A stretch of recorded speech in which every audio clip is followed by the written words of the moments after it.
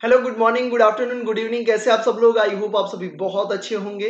मेरा नाम है सीए प्रतीक ठक्कर और आज हम रिवाइज करने वाले हैं मार्केट के बारे में। मार्केट का पूरा चैप्टर अपन बहुत अच्छी तरीके से रिवाइज करने वाले हैं। अगर नए हो तो चैनल को सब्सक्राइब कर दो, do like share this amazing session और अपनी प्यारी सी कमेंट एक जरूर से करें जिससे मुझे भी मोटिवेशन मिले ऐसे अमेजिंग सेशंस के लिए। लेट्स बिगिन बेटा। आज हम बात करने वाले हैं मार्केट के लिए और मार्केट को अपने को बहुत अच्छी तरीके से तगड़ी तरीके से रिवीजन करने वाले हैं। ठीक है, मेरा बस यही चीज है भैया कि आप 100% कॉन्सेंट्रेशन करके चलना, तभी आपको ये चैप्टर को बहुत अच्छी तरीके से मजेदार तरीके से पढ़ पाओगे। Let's begin. सबसे पहले बात समझते हैं कि भैया मार्केट होता क्या है और मार्केट की स्ट्रेटेजी और सारी चीजें अपन बात करने वाला है। मार्केट ऐसी चीज है जहां पे बायर और सेलर एक साथ आते हैं और गुड्स को एक्सचेंज कर सकते हैं। ठीक है, मार्केट ऐसी चीज है जहां पे बायर और सेलर एक साथ आते हैं और वहां पे क्या होता है, गुड्स का एक्सचेंज होता है, गुड्स या फिर सर्विसेज का एक्सचेंज होता है। वो फिजिकल मार्केट भी हो सकता है, वो ऑनलाइन मार्केट भी हो सकता है। क्लासिफिकेशन ऑफ मार्केट की अगर अपन बात करेंगे, ठीक है, तो ये सबसे पहले आपको ऊपर लिखा हुआ है मार्केट। ठीक है, exchange of the goods and services take place as a result of the buyer and seller being in a contact with each other. ठीक है, दोनों एक दूसरे से कॉन्टेक्ट में आते हैं और क्या करते हैं, गुड्स और सर्विसेज को क्या करते हैं, एक्सचेंज करते हैं, एक दूसरे को ट्रांसफर करते हैं। क्लासिफिकेशन ऑफ मार्केट की बात करते हैं तो सबसे पहले लोकेलिटी या फिर एरिया के बाद बारे में आप देख सकते हो। सबसे पहला है लोकल मार्केट। लोकल मार्केट का मतलब ये होता है बेटा कि जहां पे गुड्स को प्रोड्यूस किया गया, जहां पे गुड्स को प्रोड्यूस किया गया उसी एरिया में बिक रहा है। ठीक है, उसे बोलते हैं लोकल मार्केट। दूसरा है आपका नेशनल मार्केट। नेशनल मार्केट का मतलब ये होता है कि नेशन में कहीं पे भी बिक रहा है। प्रोड्यूस दिल्ली में हुआ है, बिक रहा है गुजरात में। प्रोड्यूस मुंबई में हुआ है, बिक रहा है कोलकाता में। मतलब कोने, कंट्री के किसी भी कोने में वो प्रोडक्ट को अपन सेल कर रहे हैं, उसे बोलते हैं नेशनल मार्केट। और फिर आता है इंटरनेशनल मार्केट, यानी कि भैया कोई प्रोडक्ट आप प्रोड्यूस कर रहे हो एक कंट्री में और सेल कर रहे हो दूसरी कंट्री में, उसे बोलते हैं इंटरनेशनल मार्केट। ये काम क्या आता है भैया, हम ऐसे बोल सकते हैं कि इस प्रोडक्ट का लोकल मार्केट है, इस प्रोडक्ट का बोल सकते हैं नेशनल मार्केट है, या फिर इस प्रोडक्ट का इंटरनेशनल मार्केट है, हम ऐसा बोलते हैं। ठीक है, तो आई होप आपको ये समझ में आया होगा कि मार्केट कैसे होता है। लोकल मार्केट आप यहाँ पे रेड पे जो मैंने हाईलाइट किया वो आप पढ़ सकते हो। Exchange in local locality where it is produce, जहां पे प्रोड्यूस हुआ वहीं पे क्या हो रहा है, एक्सचेंज हो रहा है। National market, national market if it is demanded and supplied in a different part of the country, कोई भी पार्ट में भैया इसका डिमांड एंड सप्लाई हो रहा है। इंटरनेशनल मार्केट का मतलब क्या होता है, sold and purchase in different countries. बहुत बढ़िया। फिर आता है on the basis of time element. Time element में सबसे पहला है वेरी शॉर्ट, मतलब कुछ आवर्स के लिए लगता है उसे अपन वेरी शॉर्ट बोल सकते हैं। जैसे कि सब्जी मंडी का मार्केट हो गया, ठीक है, तो उसे अपन क्या, या चोर बाजार वाला मार्केट हो गया दिल्ली में, तो सुबह में 4 से 7 लग रहा है, तो वो क्या है, वेरी शॉर्ट मार्केट।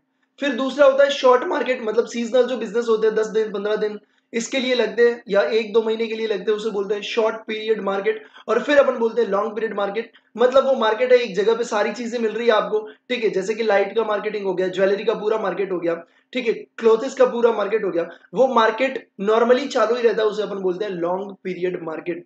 ठीक है, तो ये टाइम के बेसिस ऊपर तीन चीजें आपको यहाँ पे आई होप आपको समझ में आ गई होगी कैसे रहता है अपना। इस तरीके से आपको टाइम के बेसिस ऊपर से अपन ने देखा very short, short and long. एक बार मैं देख लेता हूँ कि परफेक्टली सारे लोगों को सब चीजें दिखाई और सुनाई दे रही है। रुक जाओ एसबीसी आर्मी।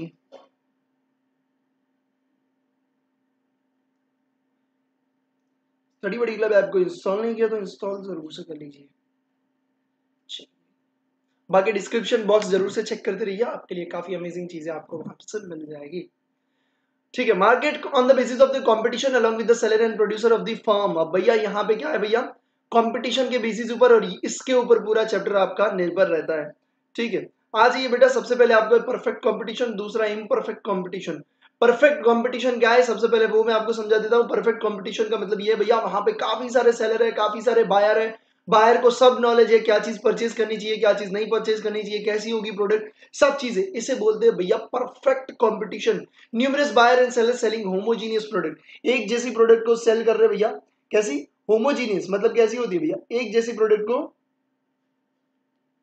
सेल कर रहे हैं, वैसे क्या बोलते हैं भैया, होमोजीनियस प्रोडक्ट।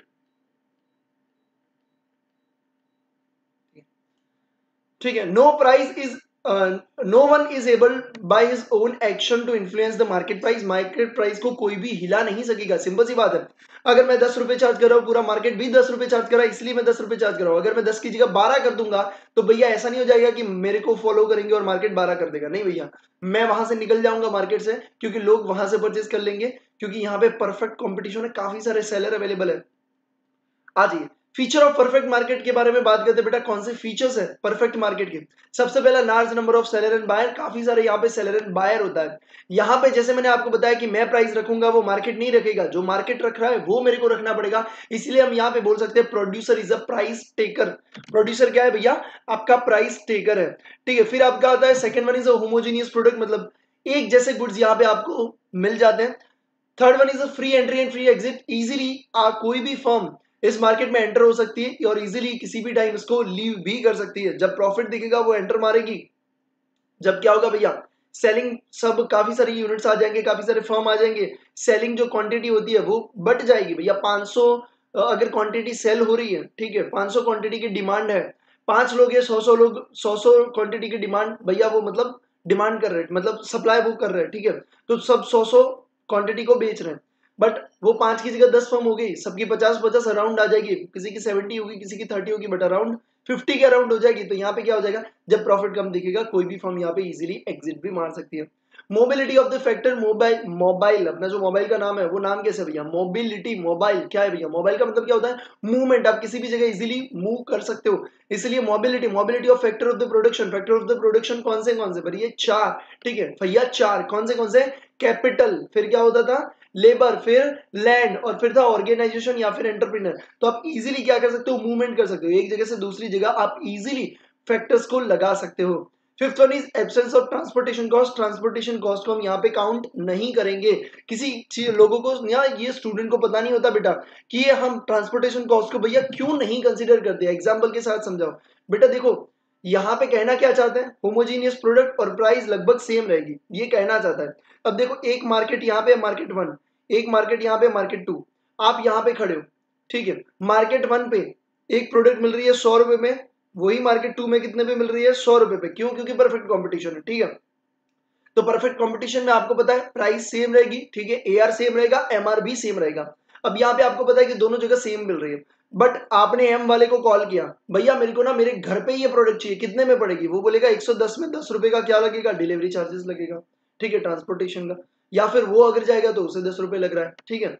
और वही चीज M2 को, अगर M2 तक उसको जाना होगा तो उसको 40 रुपए लग रहा है, या M2 वाला अगर घर पे भेजेगा तो भी क्या कितना लगेगा भैया? 40 रुपए का लगेगा।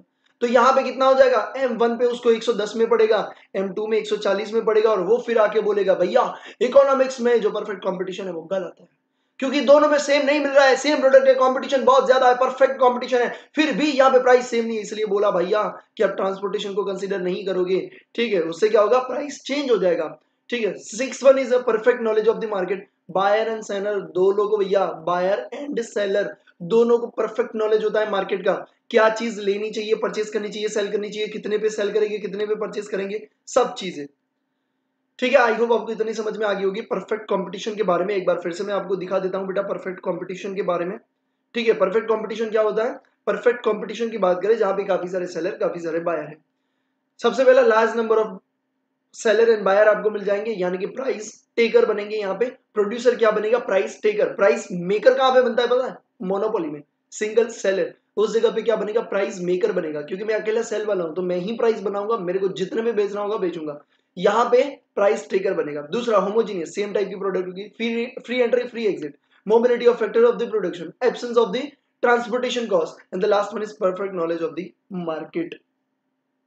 आई होप आपको समझ में आ रहा है बेटा। इम्परफेक्ट कंपटीशन की बात करते हैं। इम्परफेक्ट कंपटीशन में आपको यहाँ पे काफी सारे मार्केट के फॉर्म्स दिए हुए हैं, जिसमें से आपको सबसे पहला है मोनोपोली। नाम से पता चलता है, मोनो मतलब आपके जैसा सिंगल, पोली मतलब seller, single seller, monopoly single seller. Duopoly, duo मतलब दो लोग होते हैं, ठीक है, तो ड्यूओपोली दो सेलर।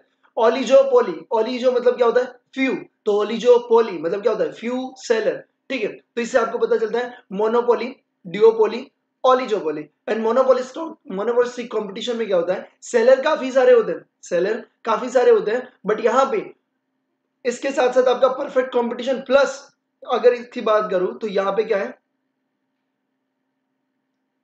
परफेक्ट परफेक्ट कंपटीशन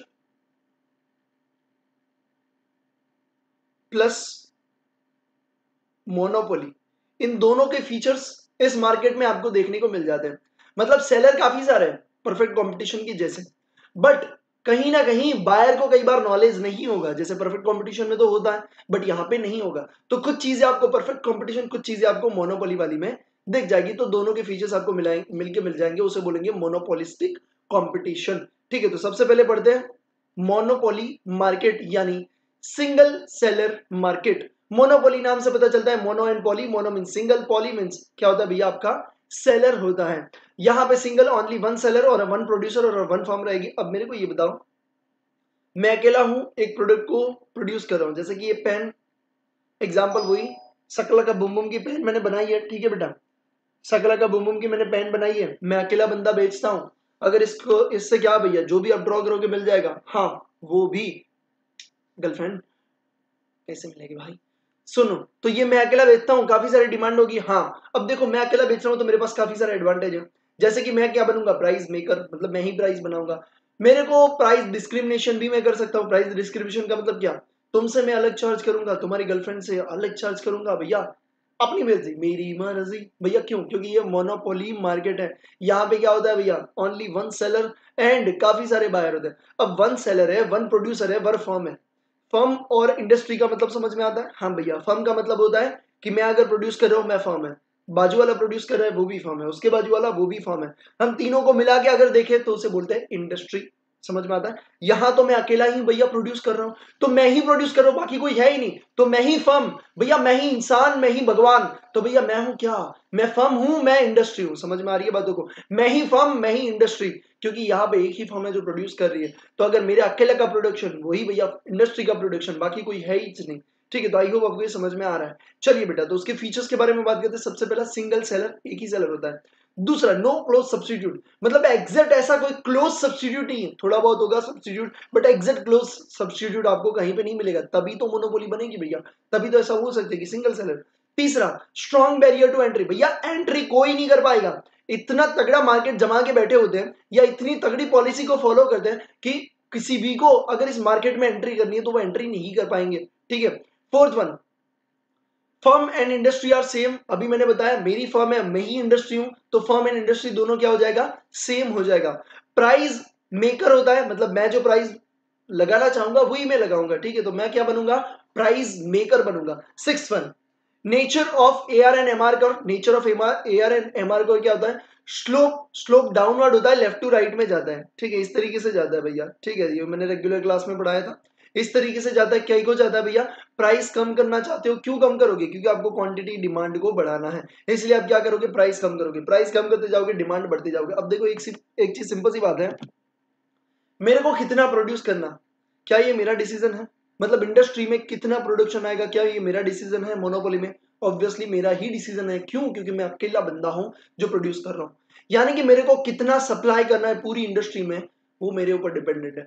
मेरे को कितना प्राइस चार्ज करना है, वो भी मेरे ऊपर डिपेंडेंट है, क्योंकि मैं अकेला ही बंदा हूं जो सेल कर रहा हूं। तो मेरे ऊपर ही डिसीजन लेना है भैया, मेरे को ही डिसीजन लेना है कि कितने पे बेचना है। ठीक है, यानी कि मैं दोनों चीजों को कंट्रोल कर सकता हूं, मैं प्राइस को भी कंट्रोल कर सकता हूं, मैं सप्लाई को भी कंट्रोल कर सकता हूं। बट एक चीज हमेशा जिंदगी में ध्यान रखिएगा, मैं दोनों को एक साथ कभी भी कंट्रोल नहीं कर सकता। समझ में आई बात को मैं क्या बोल रहा हूं? मैं दोनों को कंट्रोल कर सकता हूं बट बारी बारी। ठीक है, मैं अगर प्राइस को कंट्रोल करना चाहता हूं तो मैं सप्लाई को नहीं कर, मतलब डिमांड को नहीं कर पाऊंगा, क्वांटिटी ऑफ डिमांड को नहीं कर पाऊंगा। अगर मैं डिमांड को कंट्रोल करना चाहता हूं तो भैया मैं प्राइस को नहीं कर पाऊंगा। सिंपल सी बात है, भले ही मैं अकेला सेलर हूं, मैं अकेला ऐसी पेन बनाता हूं। ठीक है, मैं अभी बेच रहा हूं 10,000 में, और 10,000 में सिर्फ 10 लोग लेने के लिए रेडी है। क्यों? क्योंकि मेरी प्राइस ज्यादा है। बाकी लोगों को लेनी है, 50 लोगों को लेनी है, बट वो वेट कर रहे हैं कि अगर इसकी प्राइस 7,000 से कम आ जाए तो हम परचेस करेंगे।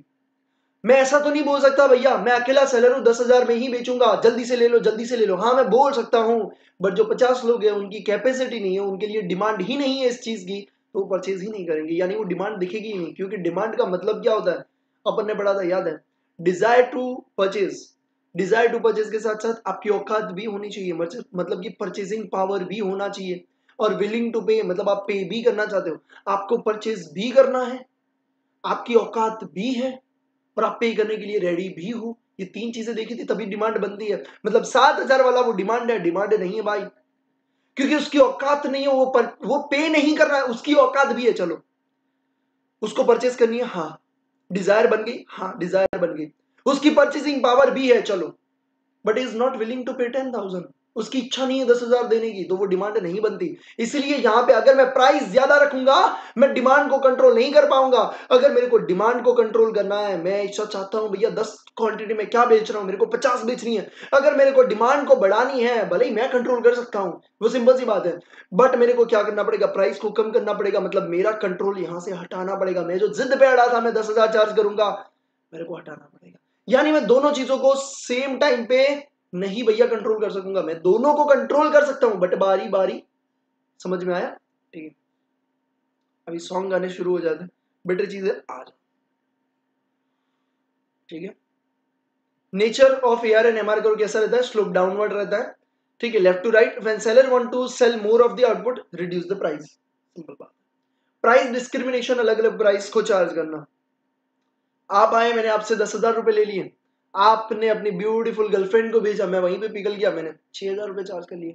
तो आप मेरे पे आके ऐसा नहीं बोल सकते भैया कैसे, ऐसा क्यों किया भैया, हम अकेले बंदे हैं, ठीक है, हमको जितने को जितने पे सेल करना होगा उतने पे सेल करेंगे। इसे बोलते हैं price discrimination. Can charge the price, different price from the different customer, price is not uniform. ये चीज आपको ध्यान में रखना है। मोनोपोली में कभी भी प्राइस यूनिफॉर्म नहीं होता। मतलब यूनिफॉर्म मतलब सेम, अपन स्कूल में पहने तो वही सेम बोलते हैं, इसीलिए। आज eight one is maximum profit. भैया मोनोपोली का एक ही पर्पस होता है, मेन पर्पस क्या होता है? प्रॉफिट को बढ़ाओ। क्वांटिटी देखो, प्रॉफिट को आप कैसे बढ़ा सकते हो? या तो आप प्राइस बढ़ाओगे, भले ही डिमांड कम हो जा रही है, भले ही डिमांड कम हो जा रही है। देखो, अगर आपको ज्यादा प्रॉफिट लेना है ना, तो जिंदगी में हमेशा ध्यान में रखो इकोनॉमिक्स के पर्पज से, अगर आपका डिमांड जो है वो रिलेटिवली रिलेटिवली इनइलास्टिक है, तो आपको प्राइस ज्यादा रखनी चाहिए। रिलेटिवली इनइलास्टिक का मतलब ये होता है कि आप प्राइस 10% से बढ़ाओगे तो आपकी डिमांड 10 से कम परसेंटेज से कम होगी। समझ में आई? प्राइस 10% से बढ़ेगी, डिमांड स्लाइटली कम होगी, उसे बोलते हैं रिलेटिवली इनइलास्टिक। इनइलास्टिक मतलब, इलास्टिक क्या होता है? वो चड्डे में लगाते हो ना, मम्मी लगाती है ना, वो खींचा चला जाता है। भैया इनइलास्टिक मतलब वो नहीं खींच पा रहे हैं। ठीक है, मतलब ये डिमांड की बात करें, भैया डिमांड ना बहुत चेंज नहीं आएगा। अब कितना भी कर लो भैया, प्राइस को 20% से बढ़ा दोगे ना, तो डिमांड 10% से या 5% से ही स्लाइटली डाउन होगी।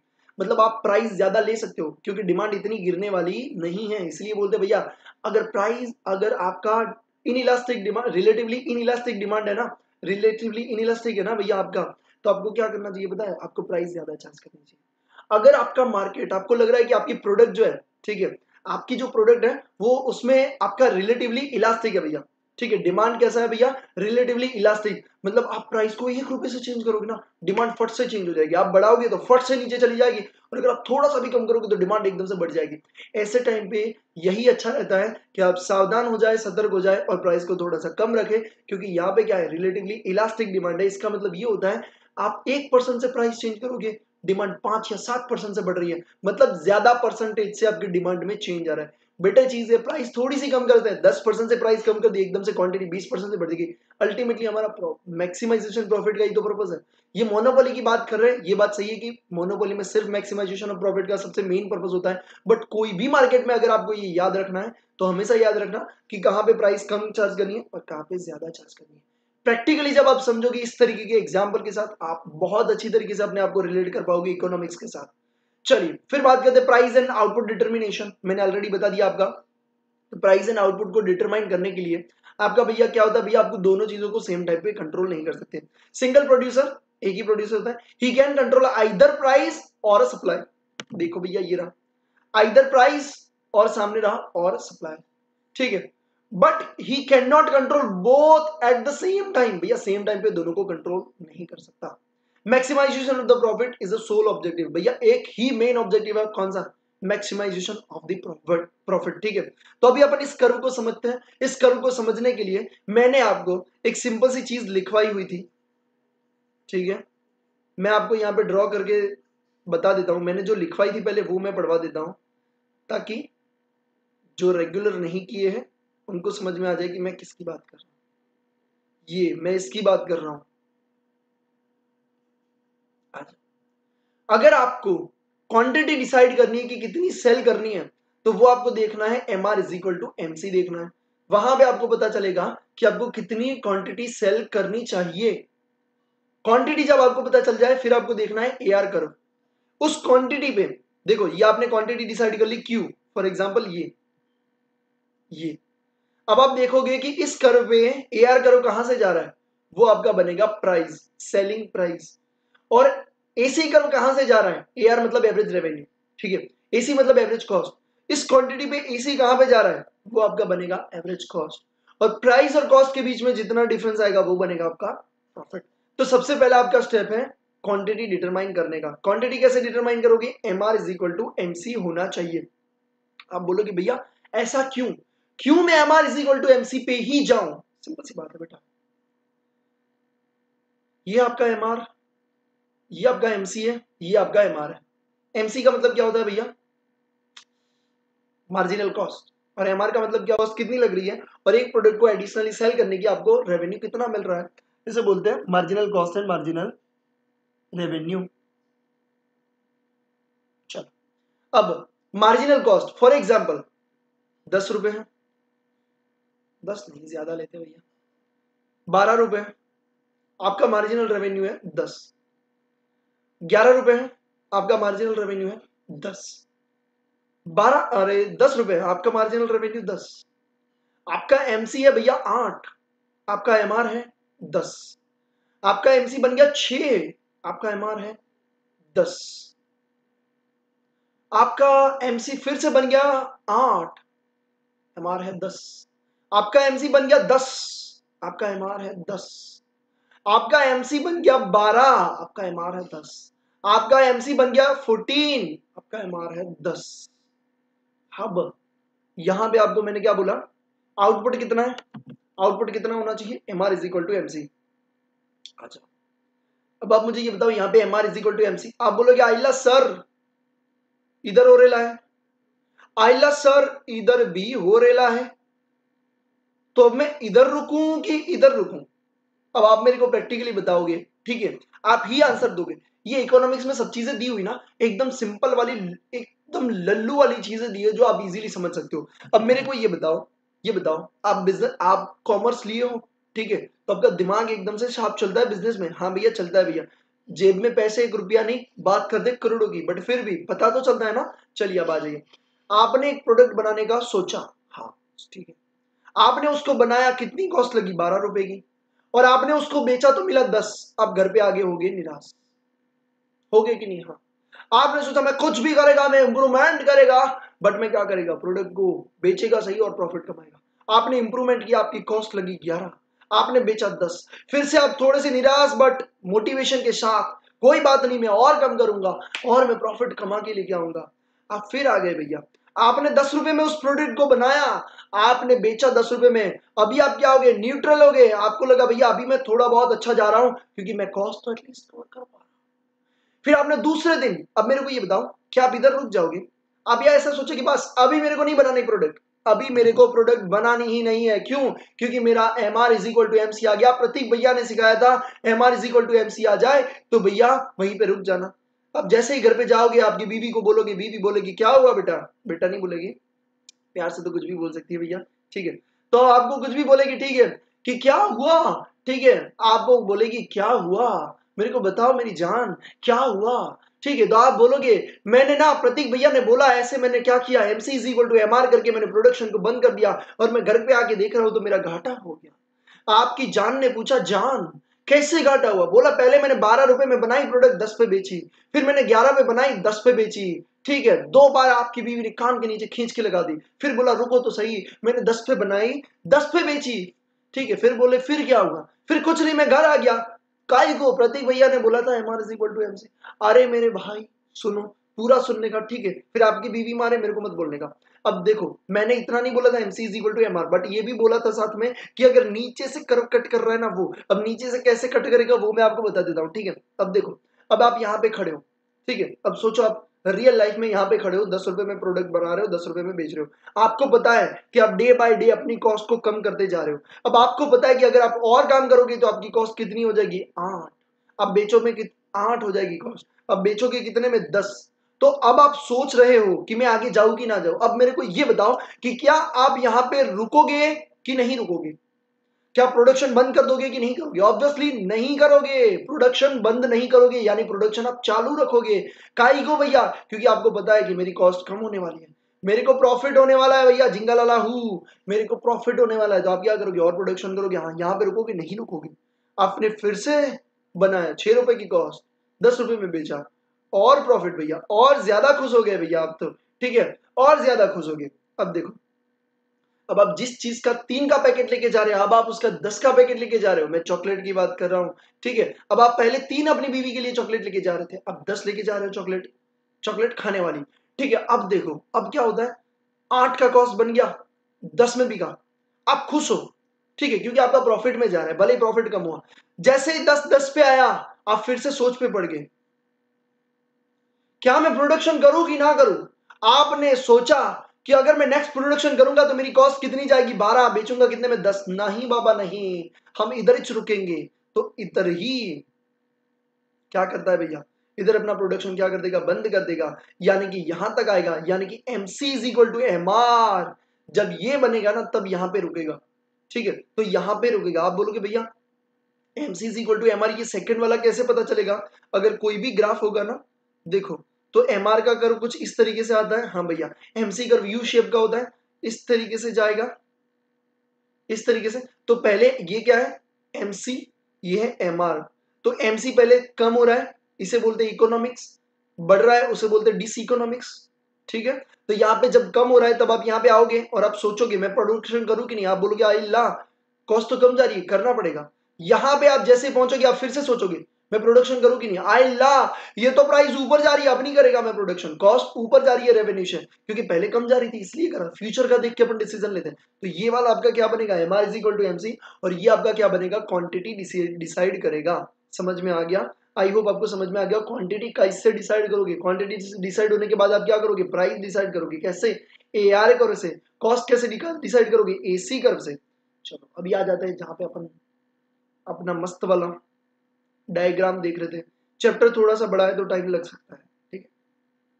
और अगर 2 सेशन लेने की जरूरत पड़ेगी तो 2 सेशन लेंगे, बट पढ़ेंगे एकदम से आराम से। बहुत इंपॉर्टेंट चैप्टर है, बहुत अच्छी तरीके से अपने को करना है, ठीक है बेटा। कोई भी अगर डाउट आता है तो मेरे को पूछ लीजिएगा, बट करेंगे एकदम से शिद्दत से, शान से, मजेदार से करेंगे। जानने जान ले लिया, ठीक है। देखो यही एग्जाम्पल मैंने यहीं पे दिया हुआ है, चलो हटा साउंड की घटा। अब मैं इसको बनाता हूं भैया, ये कर्व ना अपन इधर बनाते हैं, ये बनेगा ये कर्व, यहां से शुरू होगा, ये MR कर्व है, ये AR कर्व है, ठीक है। आप बोलोगे भैया AR ऊपर क्यों रखा? AR इसलिए बेटा ऊपर रखा क्योंकि अगर आपने आगे के रिवीजन देखे होंगे, आगे के लेक्चर्स देखे होंगे, तो आपको पता होगा कि जब MR का मतलब होता है एडिशनल रेवेन्यू, ठीक है। एडिशनल रेवेन्यू अगर 10 रुपए से बढ़ी, बट आपने क्वांटिटी टोटल प्रोड्यूस की 10, तो 10 डिवाइड बाय 10 हो जाएगा, तो आपका AR सिर्फ 1 रुपए से बढ़ेगा। इसलिए जब डाउनवर्ड स्लोप में जा रहा है तब MR ज्यादा रिएक्ट करेगा, अपवर्ड MC जा रहा है तो MC ज्यादा रिएक्ट करेगा। आपको पता होना चाहिए एवरेज से ज्यादा मार्जिनल ज्यादा रिएक्ट करता है, क्योंकि वो सिर्फ सिंगल प्रोडक्ट की दिखाता है, और AC जो टोटल प्रोडक्ट की दिखाता है। तो डिवाइड बाय आप 10 करोगे तो सिर्फ 1 रुपए का चेंज आएगा, और यहाँ पे MR में टोटल 10 रुपए का चेंज आएगा। समझ में आ रहा है?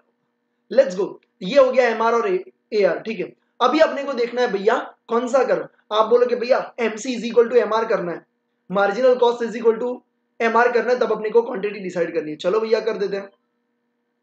तो ये आपका बनेगा कुछ MC कर्व। अब आप मुझे बताओ कि कहां पे टकरा रहा है। आप बोलोगे भैया यहां पे टकरा रहा है, ये वाला पॉइंट, तो इसे अपन क्या बोलेंगे? क्वांटिटी। तो क्वांटिटी अपन नीचे लिखते हैं एक्स एक्सिस में, तो क्वांटिटी डिसाइड हो गई, हाँ भैया हो गई। बट भैया प्राइस आप बोले थे AR, तो इस पे सीधी लाइन अगर मैं ऊपर ड्रॉ करूं तो AR कब मिल रहा है मेरे को? देखो अगर मैं यहां से सीधा जाऊंगा ना ऊपर से, अब मेरे को देखने का AR मेरा कहां पे टकरा रहा है, डिश, इधर। इधर मेरी क्या आएगी? प्राइस आएगी। अब प्राइस कैसे होती है भैया? वाई एक्सिस पे होती है, तो उस तरफ अपन ड्रॉ कर लेंगे, जैसा देखो इस तरीके से, इधर आ गई प्राइस, ठीक है। अब इसको मैं किधर? इधर लेके जाऊं, तो ये मेरी क्या बन गई? ये मेरी बन गई प्राइस, ये मेरी बन गई क्वांटिटी। यहां तक आई होप आपको समझ में आ गया होगा। पहले MR और MC को देखा, क्वांटिटी डिसाइड की, फिर AR को देखा। अब देखेंगे AC को। एसी को देखेंगे तो अपने को क्या पता चलेगी, कॉस्ट पता चलेगी। एसी का कर्व जैसे मैंने बोला था डाउनवर्ड जाएगा तो भी एमसी ज्यादा डाउन जाएगा, अप जाएगा तो भी एमसी ज्यादा अप जाएगा, क्योंकि ज्यादा रिएक्ट करता है, डाउन जाए या अप जाए एमसी एंड एमआर ज्यादा रिएक्ट करता है compare to AC and AR.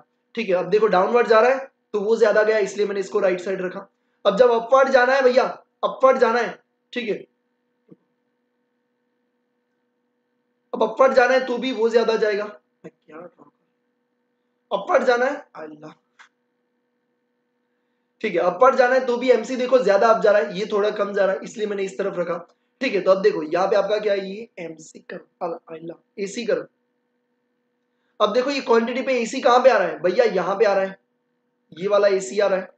ठीक है, तो इसको मैं क्या बोलूंगा, कॉस्ट बोलूंगा। चलिए इसको मैं इधर लेके जाता हूं, क्वांटिटी पे, जिस क्वांटिटी पे अपना, इस क्वांटिटी पे जहां पे एसी आ रहा है उसे क्या बोलते हैं, कॉस्ट। तो ये क्या बन गया, कॉस्ट। ठीक है, इतनी क्वांटिटी आप बेचोगे, हाँ भैया बेचेंगे। ठीक है, इसको जीरो लिख लेते हैं। ठीक है, तो अब मेरे को ये बताओ, कॉस्ट की जगह इन्होंने क्या नाम दिया है, एस दिया है शायद, इसको आर दिया है, एक मिनट को, जो नाम दिया ना वही मैं दे देता हूं। क्यू दिया है, पी एस आर क्यू, और इसको एम दिया है, इसलिए ताकि आपको मैं वही नाम से समझाऊं, आप गड़बड़ी ना कर, तो मैं अलग नाम लूंगा, आप हड़बड़ा जाओगे।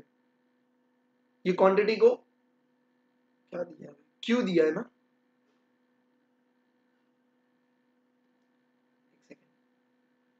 अब मेरे को ये बताओ बेटा, अब मेरे को ये बताओ टोटल रेवेन्यू कितना हुआ भैया, ओ पी आर एम, ये क्या हुआ, टोटल रेवेन्यू हुआ कि नहीं, हाँ भैया टोटल रेवेन्यू हुआ। टोटल रेवेन्यू में से कॉस्ट कितनी हुई, ये वाली ओ एस क्यू एम, इतनी कॉस्ट हुई, हाँ। ठीक है, तो टोटल रेवेन्यू में से कॉस्ट को निकालेंगे तो प्रॉफिट कितना बचेगा, पी आर क्यू एस, इतना प्रॉफिट बचेगा कि नहीं, हाँ भैया बचेगा। ठीक है, अगर मेरे को टोटल रेवेन्यू चाहिए तो मैं क्या करूंगा, क्वांटिटी इनटू प्राइस करूंगा। तो क्वांटिटी कितनी, O M is my quantity, तो ओ एम इंटू मैं क्या करूंगा, ओपी इज माई प्राइस, तो इंटू मैं क्या करूंगा, ओपी करूंगा, ये मेरे को क्या मिल गया, टोटल रेवेन्यू। अगर मेरे को एबनॉर्मल प्रॉफिट चाहिए, एबनॉर्मल प्रॉफिट का मतलब क्या होता है, revenue is greater than cost. Normal profit का मतलब क्या होता है, revenue is equal to cost. ठीक है, तो ये, और एबनॉर्मल लॉस का मतलब क्या होता है कि cost greater then revenue.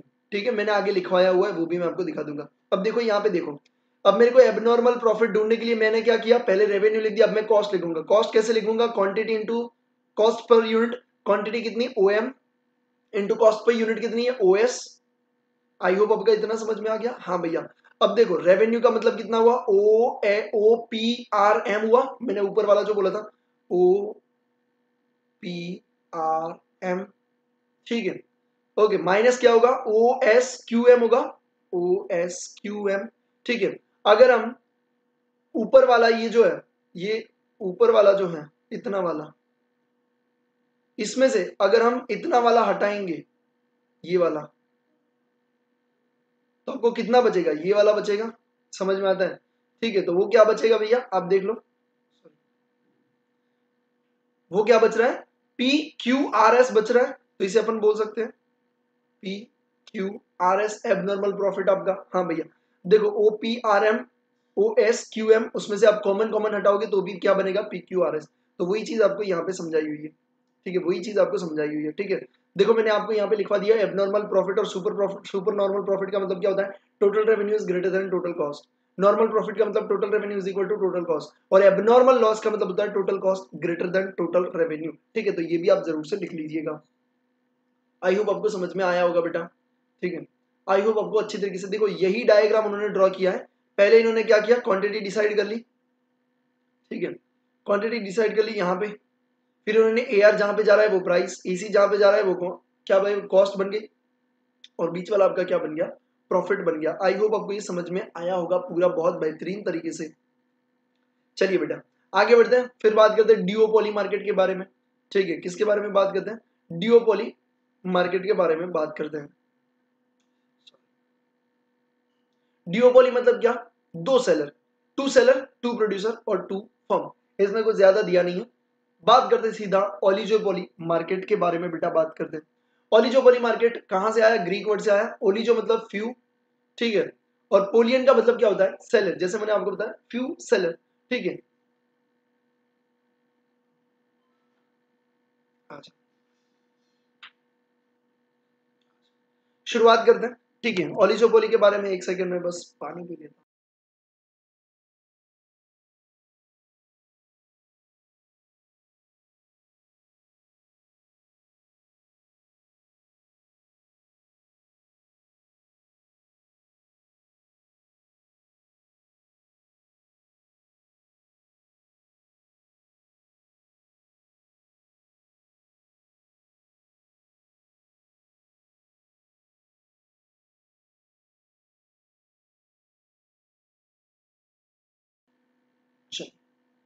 Let's go, oligopoly market के बारे में बात करते हैं। ठीक है, जहां पे कुछ ही सेलर्स आपको मिल जाते हैं। ठीक है, यहाँ पे ओलिगोपोली मार्केट में क्या होता है, आपको होमोजीनियस प्रोडक्ट मिल जाते हैं, बट उसमें क्या होता है भैया, स्लाइटली आपको डिफरेंस मिल जाता है। ठीक है, थोड़ा बहुत आपको चेंजेस मिलता है। Each firm produce large portion of the output, हर एक क्या कहे, देखो कुछ ही फर्म है तो सब क्या करेंगे, सब जितना हो सके उतना ज्यादा प्रोड्यूस करने का ट्राई करेंगे। होमोजीनियस प्रोडक्ट मिलेगी बट मे बी डिफरेंस, मतलब थोड़ा बहुत डिफरेंट आपको देखने को मिल सकता है। फीचर्स के बारे में बात करते हैं। सबसे पहला, लेस नंबर ऑफ फर्म, बहुत कम फर्म होगी। इंटरडिपेंडेंस, ठीक है, इंटरडिपेंडेंस मतलब एक का डिसीजन क्या होगा, दूसरे के ऊपर बहुत डिपेंडेंट रहेगा। अब देखो, अगर हमने एग्जांपल लिया था कार्स के बारे में, ठीक है, कार की इंडिया में कितनी सारी कंपनियां हैं, ठीक है, 5 से 6 कंपनियां कार को बेचती है, फ्यू सेलर है, फ्री प्रोड्यूसर है, ठीक है, मतलब कुछ ही फर्म है, कुछ ही प्रोड्यूसर है, तो सब क्या कहिए, इंटरडिपेंडेंस होता है। मतलब अगर टाटा ने ऐसा डिसाइड किया कि हम इलेक्ट्रिक कार को बना रहे हैं तो सब बनाने लग जाएंगे। अब कोई ऐसा डिसाइड करेगा कि सनलाइट से चले ऐसा हम कार बनाएंगे भैया, ऊपर सनरूफ में मतलब ऐसा लगा दो भैया, उससे क्या होगा, चार्ज होता रहेगा और कार चलती रहेगी बिना कोई पैसों के भैया, वैसे ही कार क्या होगी, चलती रहेगी। तो यहाँ पे क्या होगा, दूसरे भी उसको डिसीजन को फॉलो करेंगे क्योंकि भैया फ्यू सेलर है, 5 6 लोग या 8 10 लोग हैं, अगर एक बंदे ने कुछ एडिशनल चीज, अच्छी चीज लेके आ गया तो भैया क्या हो जाएगा, यहाँ पे वो मार्केट लेके जाएगा, तो बाकी वाले भी क्या करते हैं, निगरानी रखते, भाई वो क्या कर रहा है, वो क्या कर रहा है, जैसे वो कुछ अच्छा चीज लेके आया, धड़ाक से कॉपी पेस्ट कर दिया। ठीक है, third one is selling cost. ठीक है, यहाँ पे सेलिंग कॉस्ट में अगर हम बात करें तो सबसे ज्यादा एक्सपेंडिचर होता है। ठीक है, सेलिंग कॉस्ट का होता है, कॉस्ट की बात करें तो सबसे ज्यादा सेलिंग कॉस्ट का होता है, क्योंकि कुछ ही फर्म है और मार्केट पूरा बड़ा पड़ा है। ठीक है, तो अगर इतने बड़े मार्केट में अगर ज्यादा मेरे को प्रॉफिट अर्न करना है तो मुझे उन 5 6 लोग या 8 जो अदर सेलर है उससे मेरे को अच्छा दिखाने के लिए मुझे सेलिंग कॉस्ट ज्यादा करनी पड़ेगी, यानी कि एडवर्टाइजमेंट कॉस्ट मेरी यहाँ पे ज्यादा होगी। Oligopoly that we can see that highest expenditure, जितने भी एक्सपेंस होते हैं ना, सबसे ज्यादा सेलिंग का होता है। आ जाइए नेक्स्ट वन, अनसर्टेनिटी। ठीक है, यहाँ पे डिमांड करो अनसर्टेन है, पूरा का पूरा अनसर्टेन है। ऐसा नहीं है भैया कि आपने प्राइस कम कर दी डिमांड बढ़ गया, या फिर कभी कभी आपने कुछ लेके आ गए डिमांड बढ़ गया या डिमांड कम हो गया, भैया यहाँ पे पूरा अनसर्टेन है। ठीक है, अब अनसर्टेन क्यों है, पहली बात तो कुछ ही लोग यहाँ पे हैं, दूसरी चीज जैसे ही कोई नई चीज आती है, ठीक है, इवन आपने प्राइस कम रखा है, लोग उसको देखे बिना सीधा नई चीज को परचेज करना शुरू कर देंगे। तो यहाँ पे क्या होगा, कई बार आपकी प्राइस एकदम से बढ़ जाएगी, कई बार से कम हो जाएगी। ठीक है, यहाँ पे क्या होता है कि कस्टमर के व्यू काफी मैटर करते हैं। मतलब अगर किसी पर्सन को एवरेज वाली कार चाहिए तो वो मारुति सुजुकी की ओर जाएगा, अगर किसी पर्सन को भैया सेफ्टी वाली कार चाहिए तो वो टाटा और होंडा की तरफ जाएगा। तो यहाँ पे क्या होता है, पर्सन के ऊपर डिपेंड करता है भैया, प्राइस से चेंज जरूर से आएगा, बट यहाँ पे अगर बात करें तो डिमांड जो रहती है वो कब किसकी बढ़ जाती है पता नहीं चलता। ठीक है, तो यहाँ पे आपका जो डिमांड कर्व रहेगा पूरा अनसर्टेन रहेगा।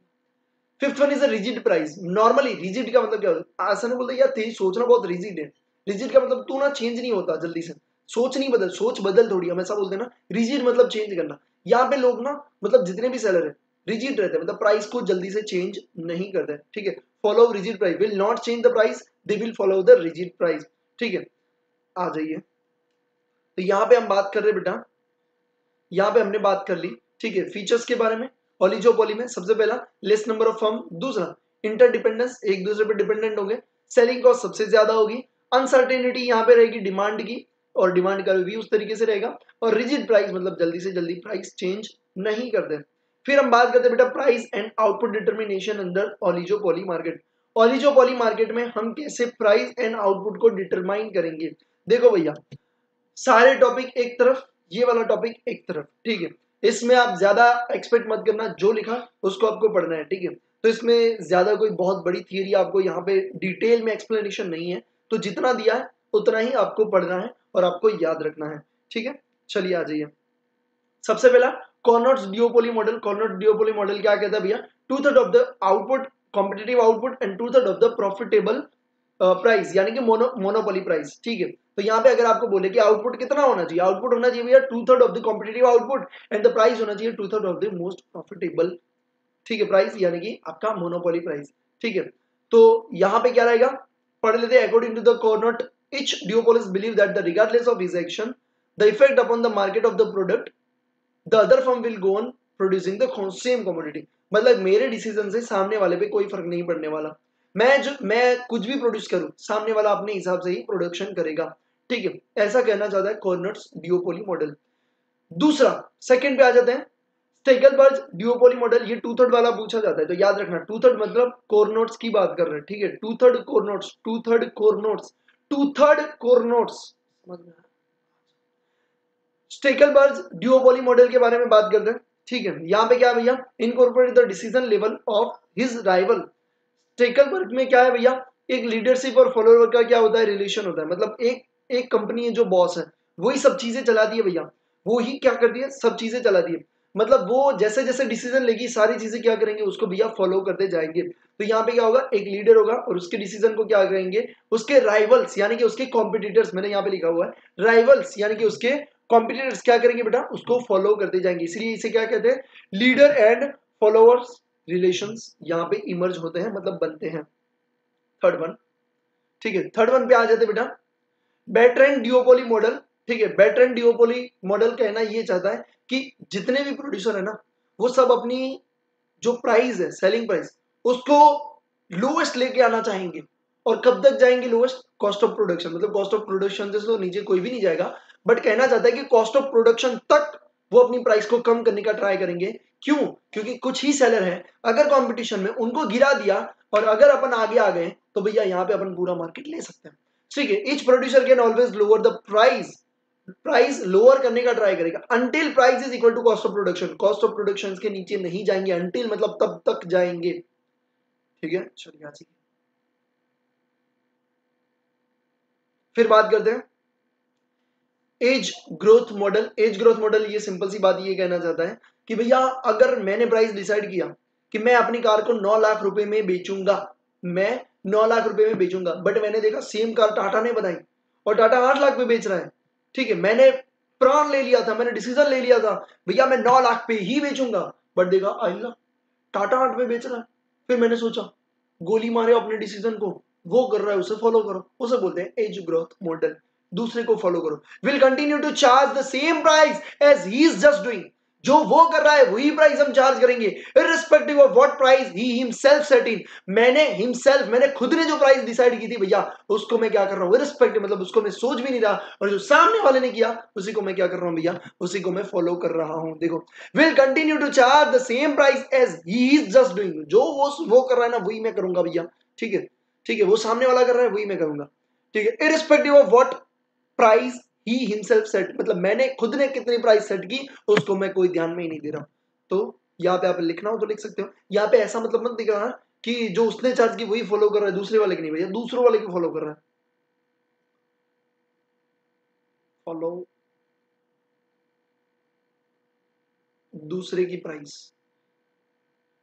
क्या मेरी हिंदी इंग्लिश से देखो भैया, क्लासेस भैया किस में भैया, हिंदी और इंग्लिश में, तो दोनों मैंने पूरा लिखा है। ठीक है, फॉलो दूसरों की प्राइस, भैया पूरा मतलब देना पड़ेगा ना, आप बोलोगे भैया ये तो हिंदी इंग्लिश में नहीं है, हिंदी और इंग्लिश दोनों में। देखो इंग्लिश फॉलो और हिंदी आपका आ गया। ठीक है, फॉलो दूसरों की प्राइस। माइंड है भाई, आपके पास रहते रहते मैं भी थोड़ा सा ना स्मार्ट बन गया। ठीक है, कल्यूसिव ओलिगोपोली के बारे में बात करता है। ये क्या कहता है भैया, ये कहता है कि भैया एक काम करते हैं, सब फर्म साथ में आ जाओ और भैया डिसाइड कर लेते हैं, ठीक है, कि अहमदाबाद में सिर्फ टाटा ही बिकेगा। ठीक है, गुजरात में सिर्फ टाटा ही बिकेगा भैया, एमपी में सिर्फ होंडा ही बिकेगा। ठीक है, इसे डिसाइड कर दिया, उसे बोलते हैं कार्टेल।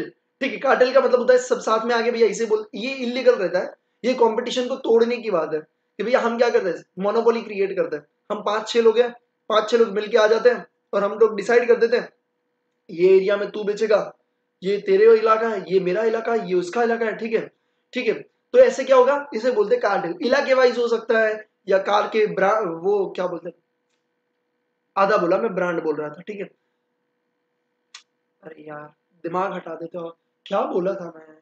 कार के सेगमेंट वाइज भी हो सकता है कि एक्सयूवी कौन बनाएगा, ठीक है, या एसयूवी कौन बनाएगा, सेडान कौन बनाएगा, हैचबैक कौन बनाएगा, ऐसे भी हो सकता है, ठीक है। मैं ब्रांड बोलने जा रहा था उस टाइम पे, ठीक है। तो वो क्या होता है भैया, ऐसे भी डिसाइड हो सकता है, कार्टल किसी भी तरीके से हो सकता है, या ऐसे भी हो सकता है कोई भी कार हम 10 लाख से नीचे नहीं बेचेंगे, कोई भी होगी भैया, नैनो भी होगी तो भी नहीं बेचेंगे, कार्टल हो सकता है, ये इलीगल है। तो यहाँ पे 5 चीजें कौन सी, कैसे यहाँ पे आपको, कैसे यहाँ पे आपको भैया आपका क्या प्राइस एंड आउटपुट डिटरमाइन होता है ओलिगोपोली में 5 चीजों से। एक, Cournot's two third, Cournot two third, ठीक है। फिर अपन ने देखा था स्टेकल बल्ज ड्यूओपोली, उसमें क्या होता है भैया, leader and followership, leader and follower होता है, ठीक है। फिर हमने देखा था बेट्रेंड ओलिगोपोली, मतलब हर क्या सब क्या करेंगे, कॉस्ट को नीचे लेके आने का ट्राई करेंगे till cost of production. Edgeworth में क्या था भैया, एज ग्रोथ में क्या कि जो सामने वाला करेगा वही अपन फॉलो कर लेंगे। कल्यूसिव में क्या था भैया, कल्यूसिव में अगर अपन देखें तो वहां पे कार्टेल को फॉर्म करते हैं। फिर और ये कार्टेल एग्जांपल ओपीईसी कंट्रीज में कार्टेल होता है, ठीक है। सी लिखने के बाद कंट्रीज लिखने का क्या मतलब, ये मेरे को समझ में नहीं आया, क्योंकि सी का मतलब ही कंट्रीज है, ठीक है। इसका फुल फॉर्म अगर मैं बात करूं, ओपीईसी का फुल फॉर्म है organisation of petroleum export countries, ठीक है। तो पीछे सी का फुल फॉर्म ही सी कंट्रीज है, तो फिर भी कंट्रीज लिखा है भैया ये अपनी बुक में, वाह, ठीक है। मतलब एसएलएम मेथड, ऐसा ऐसे बोल देना, स्ट्रेट लाइन मेथड, हाँ, फिर भी ऐसे ही बोला जाता है तो भैया ठीक है, हमने भी कहीं पे लिखा होगा तो हम क्या गलती निकालें। आ जाओ भैया प्राइस स्ट्रेटेजी के बारे में बात करते हैं कि कैसे अपन प्राइस को डिसाइड करेंगे। भैया ये अभी तक समझ में आया क्या, एक बार मुंडी हिला दो, मुंडी हिला दो ऐसे करके, हाँ भैया समझ में आया।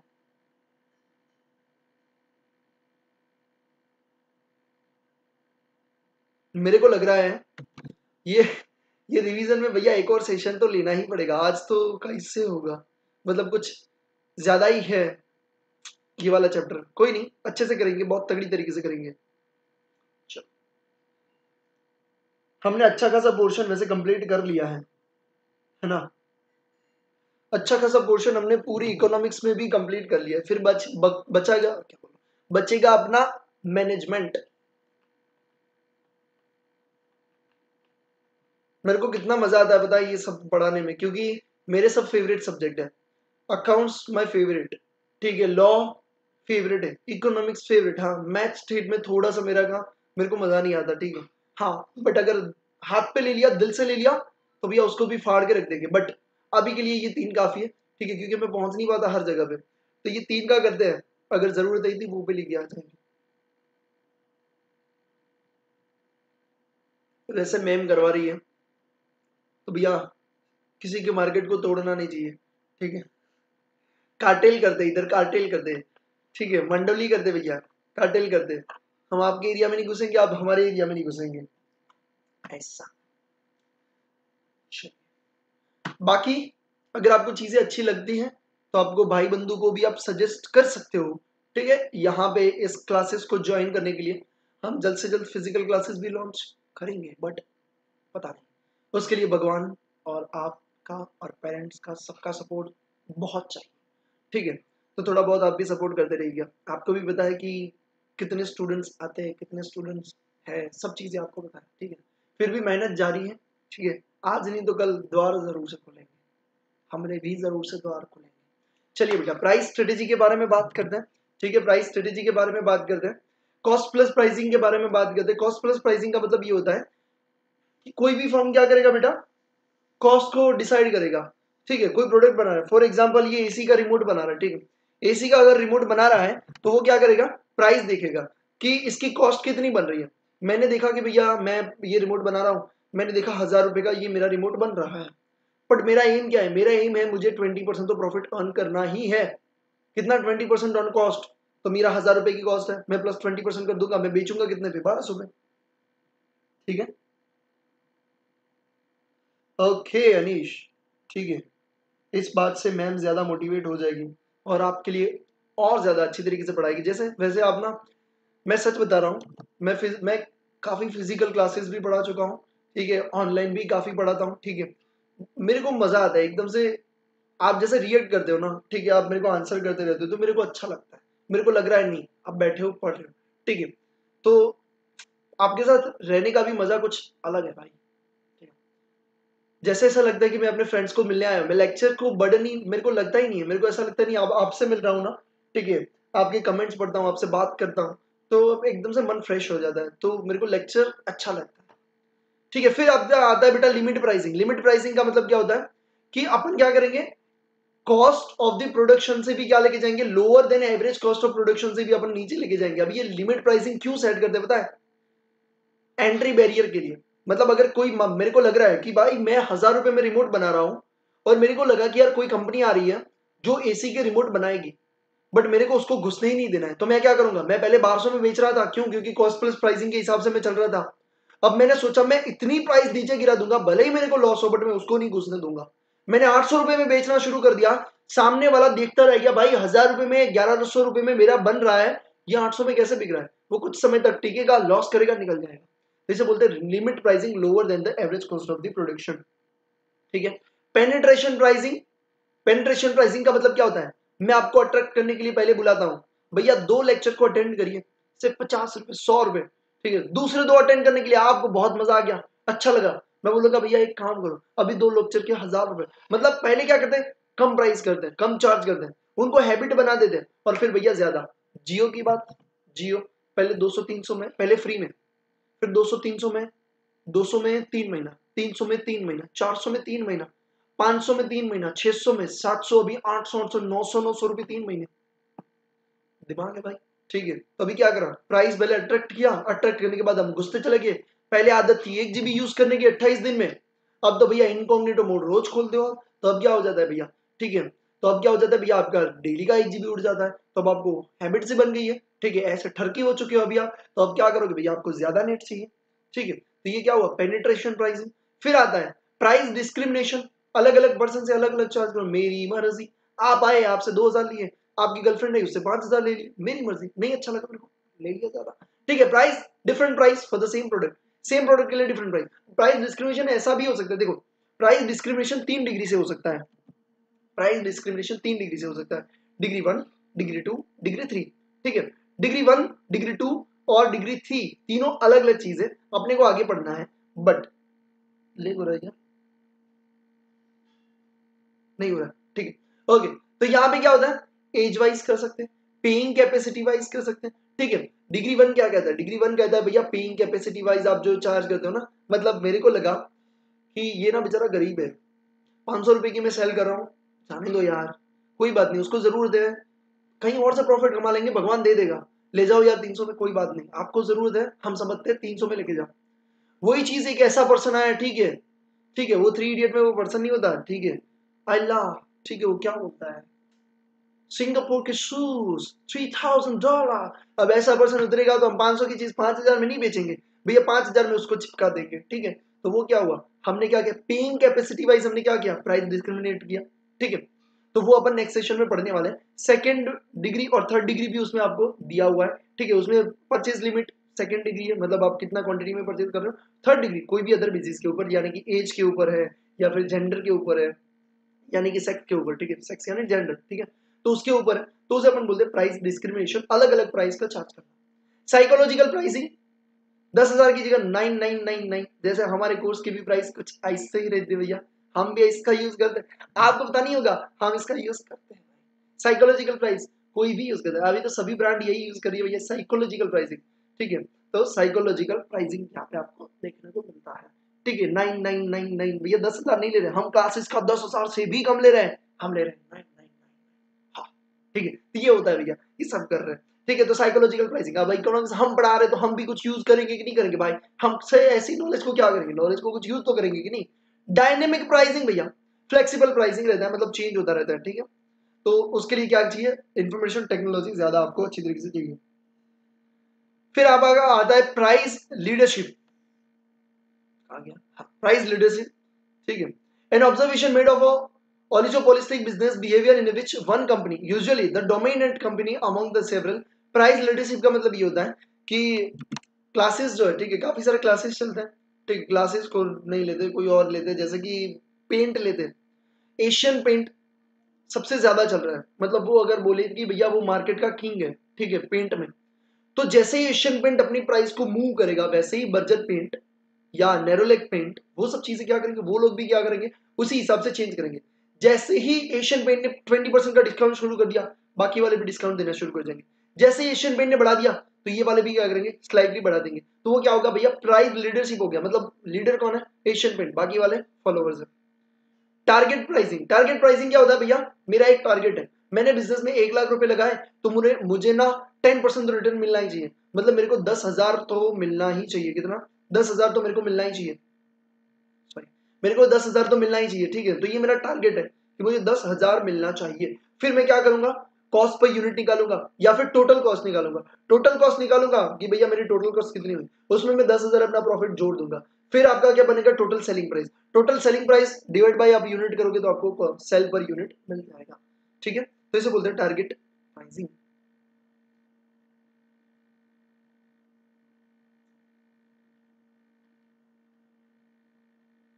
आ जाओ बेटा, एब्जॉर्प्शन प्राइसिंग की बात करते हैं। एब्जॉर्प्शन प्राइसिंग का क्या मतलब होता है, एब्जॉर्ब करना, ऐसा बोलते हैं ना, एब्जॉर्ब करना, ठीक है, ठीक है। तो एब्जॉर्प्शन कॉस्टिंग का मतलब ये होता है कि आप variable cost as well as fix cost को भी कवर कर रहे हो। मतलब अगर आपको एक प्रोडक्ट बनाने में, ठीक है, एक जैसे कि मैंने अपने बात की रिमोट के बारे में, तो रिमोट का मटेरियल का खर्चा, लेबर का खर्चा, उसके बटन का खर्चा, सब वेरिएबल कॉस्ट जो है, वेरिएबल कॉस्ट का मतलब क्या होता है, पर यूनिट सेम रहता है, ठीक है। तो वेरिएबल कॉस्ट उसका कितना लग रहा है, फॉर एग्जाम्पल 600 रुपए, ठीक है। और फिक्स कॉस्ट टोटल लग रहा है 1 लाख रुपए। कितना बेटा, 1 लाख रुपए, ठीक है। अब यहाँ पे मैं कितने यूनिट्स बना रहा हूं, कितने रिमोट बना रहा हूं, मैं रिमोट बना रहा हूं टोटल 1000। तो मेरे को ये बताओ, मेरे को फिक्स कॉस्ट पर यूनिट कितना पड़ा भैया, 1 लाख डिवाइड बाय 1000 मतलब 100। तो मैं क्या करूंगा, वेरिएबल कॉस्ट को कवर करूंगा प्लस मैं अपनी फिक्स कॉस्ट पर यूनिट को भी कवर करूंगा, यानी कि 100। टोटल मेरा बन गया 700। तो मैं मिनिमम प्राइसिंग 700 तो रखूंगा ही। इसे बोलते हैं एब्जॉर्प्शन कॉस्टिंग, यानी आप variable cost plus fix cost दोनों को आप कवर करना चाहते हो। फिक्स कॉस्ट पर यूनिट आप कैसे निकालते हो, आई होप आपको समझ में आ गया, ठीक है। आगे के चैप्टर में मैंने आपको बताया था क्या सेम रहता है क्या नहीं रहता है, ठीक है, पूरा चीज आई होप आपको पता होगा। चलो इसको मैं क्या करता हूँ, अभी हटा देता हूँ, एब्जॉर्प्शन कॉस्टिंग, ठीक है। High low pricing method of pricing for an organisation where the goods और services offered by the organisation are regularly price higher than the competitors, but through promotion, advertisement and coupon lower price are offered on key items. अब ये क्या कह रहे हैं भैया, की items पे हम क्या करते हैं, लोअर प्राइस ऑफर करते हैं, या फिर नॉर्मली हम ज्यादा चार्ज करते हैं। जैसे कि मैंने आपको एग्जांपल दिया था कि भैया आप ना नॉर्मली अगर सर्विस करवाने जाओगे तो 250 रुपए में सर्विस हो जाएगी आपकी। कितना बेटा, 250 रुपए में आपके टू व्हीलर की सर्विस हो जाएगी। बट एक दूसरा गैराज है, उसने क्या रखा, 300 रुपए में सर्विस करवाओगे। कितना चार्ज करेंगे हम, 300।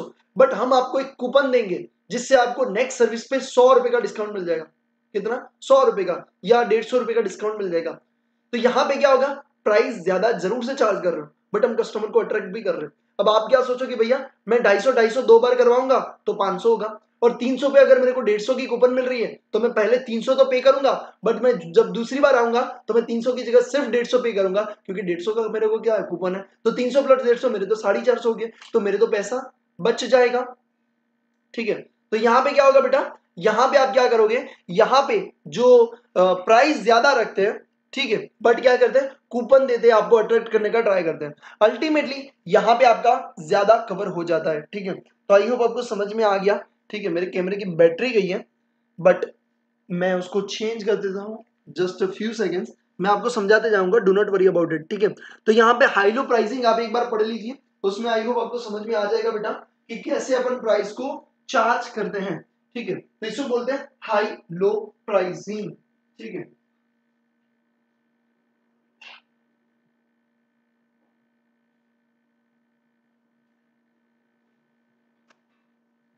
चलिए, तो प्राइसिंग की अगर अपन बात कर रहे हैं, ठीक है, तो हाई लो प्राइसिंग अपना आई होप आपको समझ में आ गया। तो मेरे को लगता है,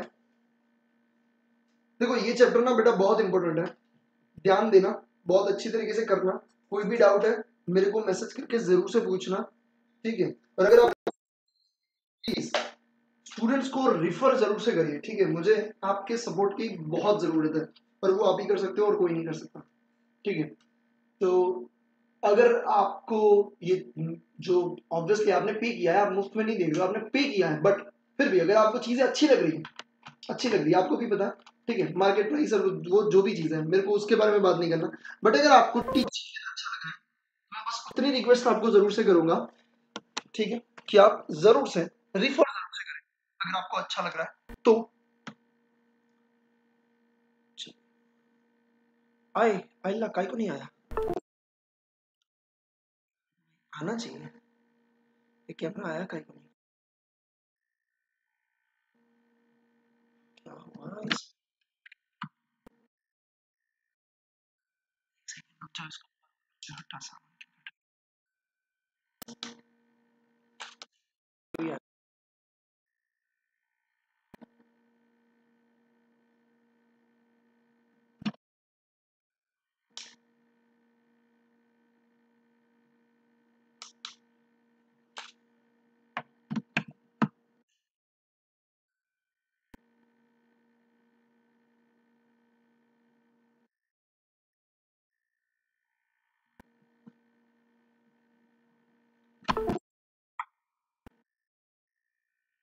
सेकंड, यस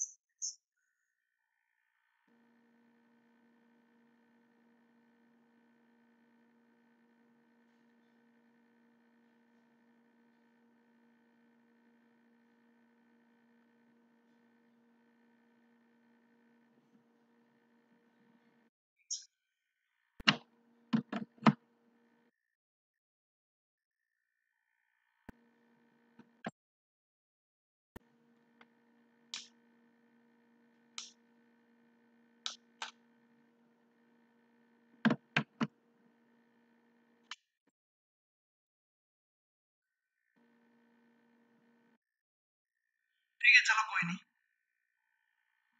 अब ये आ नहीं रहा तो कोई बात नहीं, नहीं मान रहे तो आ जाओ। मार्जिनल कॉस्टिंग के बारे में बात करते हैं। High low pricing I hope आपको समझ में आ गया। Next one is marginal costing, ठीक है। मार्जिनल कॉस्टिंग मतलब एक्स्ट्रा जितनी कॉस्ट लग रही है किसी भी प्रोडक्ट को बनाने के लिए, ठीक है, तो उतना तो हम एटलीस्ट कवर कर ही लेंगे, मतलब मार्जिनल कॉस्टिंग अपन एटलीस्ट करेंगे, ठीक है, उसे बोलते हैं मार्जिनल कॉस्ट प्राइसिंग, ठीक है। तो ये अपना क्या बना, पूरा अपने प्राइसिंग के बारे में बात कर ली, फिर से मैं एक बार आपको सब चीजें बता देता हूं। आ जाइए, कॉस्ट प्लस प्राइसिंग, कॉस्ट के ऊपर कुछ परसेंटेज आपने प्रॉफिट डिसाइड कर लिया। लिमिट प्राइसिंग, आप एंट्री बैरियर के लिए क्या करोगे, lower than average cost of production से भी आप क्या करोगे, लोअर चार्ज करोगे। पेनिट्रेशन मतलब कस्टमर को अट्रैक्ट करने के लिए पहले कम चार्ज करोगे फिर ज्यादा चार्ज करोगे। प्राइस डिस्क्रिमिनेशन, अलग अलग प्राइस आप चार्ज करोगे। साइकोलॉजिकल प्राइसिंग 3999 4999 ऐसे अपन लिखते हैं। डायनामिक प्राइसिंग, अलग अलग बहुत प्राइस को चेंज करते रहते हो। प्राइस लीडरशिप, एक प्राइस को लीड करेगा, दूसरे बाकी लोग उसको क्या करेंगे, इंडस्ट्री उसको फॉलो करते जाएंगे। टारगेट प्राइसिंग, मेरा टारगेट है कि मैंने जितना इन्वेस्टमेंट किया उसके ऊपर मुझे इतना इतना प्रॉफिट चाहिए, तो मैं क्या करूंगा, टोटल कॉस्ट पे टोटल प्रॉफिट को ऐड करके मैं अपनी प्राइस डिसाइड करूंगा। एब्जॉर्प्शन प्राइसिंग का मतलब क्या होता है, variable cost as well as मैं फिक्स्ड कॉस्ट को एटलीस्ट कवर कर लूंगा। मार्जिनल कॉस्टिंग यानी कि एडिशनल कॉस्ट को मैं कवर करूंगा। हाई लो प्राइसिंग मतलब मैं जो सर्विस का 250 रुपए लोग लेते हैं, मैं 300 रुपए लूंगा, बट मैं आपको 150 रुपए की कूपन दूंगा। इससे क्या होगा, प्राइस में पहले ज्यादा चार्ज कर रहा हूं, बट आप रिटर्निंग कस्टमर बनोगे, मतलब आप वापस आते जाओगे मेरे पास। इसे बोलते भैया हाई लो प्राइसिंग। अब बात करनी है मोनोपोलिस्टिक कंपटीशन, जो अपन कल बात करेंगे, क्योंकि यहाँ पे कैमरा भी साथ नहीं दे रहा और सेशन लंबा हो जाएगा तो आपको पढ़ने का मजा भी नहीं आएगा। बेटर चीज है नेक्स्ट अपन नेक्स्ट सेशन में करने वाला है, तो नेक्स्ट पूरा सेशन भी अपने को 1 या 1.5 घंटे का सेशन तो चाहिएगा, ठीक है। तो ऐसा होगा तो मैं शाम को जो होगा वो ले लूंगा, शाम को अगर सेट होगा तो अकाउंट्स की जगह इकोनॉमिक्स को कर दूंगा, ठीक है, या फिर अकाउंट्स भी है और इकोनॉमिक्स भी ले लूं, ठीक है। तो आई मैसेज यू, ठीक है, जो भी चेंज होगा, अगर चेंज कुछ भी नहीं है तो एज इट इज जो अपने को शेड्यूल दिया है अकाउंट्स का आपका लेक्चर होने वाला है। Thank you so much for watching this session, I hope you really enjoy. अगर एंजॉय किया है, ठीक है, तो जरूर से दूसरे स्टूडेंट्स को रिफर जरूर से करिए अगर आपको ये हेल्पफुल लग रहा है। थैंक यू सो मच, जय हिंद।